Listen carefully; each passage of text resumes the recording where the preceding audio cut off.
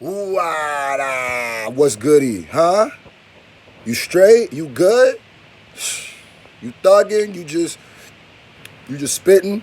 I just spat for no reason. You feeling good about yourself? You went out last night? Huh? You party, you had a good time, you run into that little thing you've been trying to get for a little bit. You bagged that, you tagged that a little bit. I ain't even mad at you, play. Let me go ahead and sprinkle you, Kato. Sprinkle you, young Kato. And to the ladies out there, you might have, you know what I mean, been having your eyes or something, you know what I mean, sophisticated, successful, and you might have go ahead and bag that. I'm going to sprinkle you too, baby. Ain't it? You got to dip when you do. You got to dip when you do it. All right, let me start this off by saying, if y'all didn't know, the new live streaming channel is Scru Live. Real creative, I know. Scru Live, the link will be in the pinned comment. If you haven't subscribed yet, make sure you subscribe. We are going to be going live tomorrow, Christmas Eve, and guess what? Guess what? Guess what? I got, what was I going to say? I got something special I'm going to be doing on the Christmas Eve episode. I will be giving away I will be giving away a Strictly for the Fans hoodie to one special person, or maybe somebody who donates. I'll find a way, but I'm going to go ahead and bang. Give you that Christmas savings. But let's get into the meat of the story, I feel like a broken record every time I break a record. It seems to never stop, ladies and gentlemen. First of all, I want to thank everybody who love these type of videos. These are kind of like, I love doing the reactions, but I love these videos too. Just the, you know what I mean? Unedited, no music, nothing, just raw screw, It's almost like the lives. It's like as close as you can get to the lives without being live. I feel it. So anyway, the news has just came out. Now, I did a whole video about Kamikaze breaking 1 billion streams. 1 billion streams. And some people may not understand what that is as a feat, especially with M, because M be breaking all kinds of records. So you kind of get complacent, and you kind of be like, well, it's M, that's what he does. Do y'all know what 1 billion is? 1 billion streams. All right, well, let me put it in different words or in a different situation, so maybe then you could understand, oh, snap, that is crazy. Listen. The only artists with 1 billion streams that have over 5 albums are Drake, Rihanna, and M. And I don't know why I had this finger up. Don't worry about it. That's the shocker. No, don't worry about it. And what was I saying? Drake, Rihanna, and M. Now, people be like, oh, you might ask, well, why? Oh, then and Marshall Mathers LP too. I mean, Marshall Mathers LP is looking like it's gonna put M on in front of them with the most sales, stream, whatever. Now people be like, well, that sounds like a LeBron stat. Well, the most with 1 billion streams with over 5 albums. What is that supposed to mean? Well, let me tell you what that means. Let me tell you the importance of that.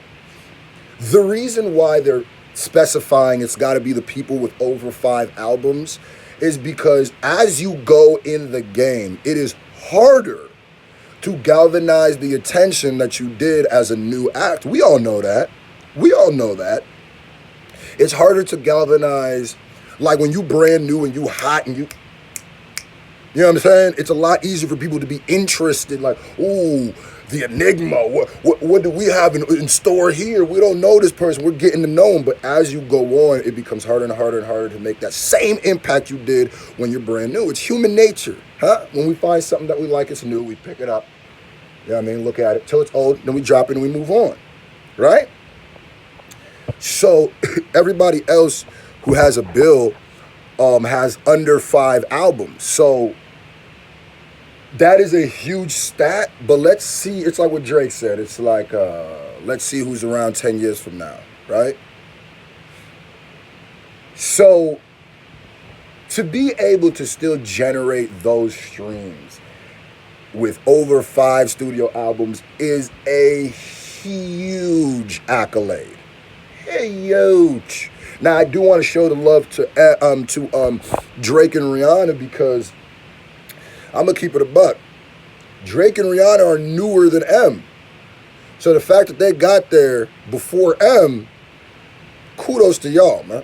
That just goes to show that these people are something beyond, you know what I'm saying, or something beyond what people. That's why I don't like when people disrespect Champagne Pop. I hate that. I hate when people act like Drake don't be spitting. Drake be spit. Y'all could pretend he ain't lyrical. Y'all could pretend he ain't a spitter. Drake be chopping. I don't care. Listen to 5 a.m. in Toronto. Listen to any of those. Listen to what was 30 for 30. Y'all listen to Tuscan Leather. Listen to we can go on for days. Drake be sending shots for who they meant for, man. That's a Drake line right there. Now, why is it important that? Well, let me break down the anatomy of that list. Shout out to everybody who be tuning in for my, for my knowledge, my input, and whatever. No distractions. So let's break down that list. So if that list goes Drake, Rihanna, and Eminem. I think it's funny because M has collaborated with Rihanna. So I'm pretty sure his streams helped her too, which is funny to me. Drake and M have collaborated. So basically, M has collaborated. It's like an incestuous top. They've all worked together and they've all helped each other get there. So whether it be Forever, whether it be Love the Way You Lie, Monster, they've all worked together. But this is what I want to hold. It kind of goes back to the Gucci thing, right? Because I think it's important. I know Gucci. I also think people should be not a little lighter on Gucci because I see people killing him. Not lighter, but take into consideration, I don't think he believed what he was saying. That was coming out of a place of hurt. Mariah Carey's his homegirl. We could see that. Let's just be smart in this situation, right? He don't believe that. He knows how to read. He knows how to do math. He knows damn well that, and I don't get what, I'm sorry to go off on this Gucci tangent, but I don't understand why people do that. Like, people do this to me too. It's like convenient hate. It's like whatever makes more sense at the time and makes the hate more potent, they use. Because niggas will be like, well, Eminem's the most successful because everybody listens to him, because the white people listen to him and there's more white people. So you walk around, you always hear people talk about M and stuff. They ain't talking about real hip hop. Now that's one critique people have. And then you also have the critique that, man, don't nobody listen to Eminem. It's like you can't have it both ways. You can't believe both things, right? Believe one or the other. Believe that he has an unfair advantage because he's white, so he has more people listen to him, or believe that nobody's listening to him. You can't believe both, right? I think it's important to highlight every time M breaks a record. I sound like I broke a record every time I break a record. Because for the people, and I almost want a new word other than lyricist. We need a new word other than backpacker or lyricist. But I'm going to just say it. For lyricists like me, for people who take the content of their music just as serious as they take the beat, the flows, the cadences, the swag, for that is huge, because there's always been this narrative that they try to push for some reason that nobody is listening to this music. I've never understood it. It's like an agenda in hip-hop. I hear a lot of different agendas, a lot of different things. Hip-hop is working with the government to keep the black man down. I hear all that stuff, but it's like, why? I also question, why is it so important that they make us feel like people aren't listening to music with content? I might have to get in my little Brother Polite bag right now and just be like, is it because They don't want us to be pushing content or music that makes you think and dance at the same time. Because for so long, the narrative is you can't make music that feels good and sounds good and is good altogether, like content wise and production and all that. It's like they've literally pretend like you can't do that. But that's why I think the new generation of hip hop is going to be that. Because for so long they have suppressed. It's Joe Budden said on his podcast. The reason why Tory's going off at everybody is because by the way, I got a Monfu podcast today. I'm going to be uploading, and we're going to be breaking down, because me and Prov have been talking about, we're going to be breaking down the whole entire Royce and Tory thing, because I didn't even realize Royce had a little interview or just put out a video last night talking about it still. So I was going to be done with the thing, but no, we go tune in for that. It's going to be lit. It's going to be lit, lit, lit, lit, lit. So anyway, I think Joe Budden said on his podcast that for a long time, the reason why Tory is going at everybody now is because he realized that base of people who like lyrics, that base of people who like battles, that people who like the competition in hip hop, that is a market that has not been marketed to and been neglected for no reason. And that's how hip hop works, even in business. That's how you know the guard is going to change, when it looks like the business is going to change. So when you see, you don't think the record labels and the people paying attention, the public, all the stuff that Tory Lanez has been getting ever since he came on this battle tip. Royce just came out on Instagram and posted the fact that he was one of the most, like his Google Analytics stacks, he was like one of the most talked about things in the last couple of days. And all in the anticipation of a lyrical MC battle. You don't think Universal sees that? You don't think Atlantic sees that? Oh, they're going to be, you better believe they're still going to be doing the ratchet stuff. They're still going to be doing, but you better believe, just pay attention. 2019, I bet you, there's going to be a resurgence of people like JID, Joyner Lucas, JID, Joyner Lucas, Boogie, if they treat Boogie right. There's going to be a lot of resurgence that M is going to have I think M is going to have a heavy presence in 2019 because he still has a bunch of music coming. Joyner Lucas is coming with the M video.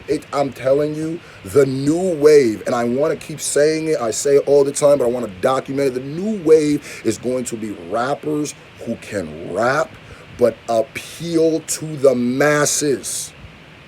That's going to be the new wave. It's going to be, because for so long, and I think that the agenda has been only give a light to the rappers, like if you consider them back lyrical, who are not aesthetically pleasing to people. Where it's like you have to make a choice of, do I want somebody who's cool and I could vibe with, or do I want someone that is going to give me good like content, and basically it feels like a lecture, but that's a myth. That's what's going to change next year. And that's why all the accolades have been going to the lyrical people this year, man. JID going to have a big year, man. I'm telling you. And J. Cole is doing exactly what he's supposed to be doing with Jid. M, this is he's supposed to be doing Boogie. I'm just saying. So the fact is, I say that to say this. Don't ever let people tell you that the backpack rappers and lyrical rap, that's what I'm saying, that whole backpack lyrical moniker needs to be thrown in the garbage. It just never needs to be used again. It don't matter from a backpack or a lyrical rapper, because that is a negative connotation. There's gotta be, you know how mumble rap was a thing. And at first mumble rap was like a negative connotation, but they owned it. Like, and I know he's like, well, don't want to just own backpack. It's too old. It's too much baggage. Mumble rap is like 2 years old. We need a new name for that. A new rap to brand what this rap is. Lyrical, that's a little corny, but lyrical, huh? That's off the top. That's just me not thinking. Putting the conversation with we lyrical. That's why me and Crip got this.